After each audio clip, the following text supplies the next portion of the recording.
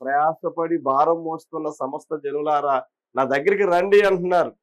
అంటే మనకు భారమైనప్పుడు మన భారాలు మోసే వాళ్ళు ఈ లోకములో ఎవరూ లేరు.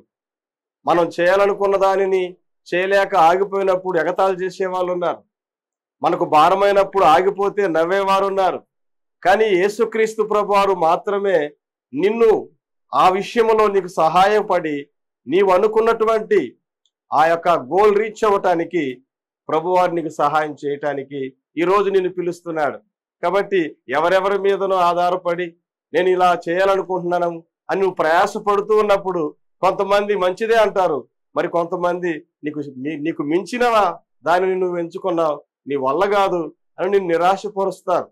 కాబట్టి ఈ రోజు నా దేవాతి దేవుడు మనకు తెలియజేస్తున్న శ్రేష్టమైన సందేశం ఏమిటంటే, నీవు ఏ విషయంలో ప్రయాసపడుతున్నావో ఆ విషయంలో దేవుని దగ్గరికి వచ్చి ఆయనే చెప్తున్నాడు కనుక నా దగ్గరికి రమ్మని ఆ యొక్క నీ బాధను తెలియజేసినప్పుడు నీవేం చేయాలనుకుంటున్నావో దేనికోసం ప్రయాసపడుతున్నావో ఆ విషయాన్ని ప్రభు ఎరిగి ఉన్నాడు.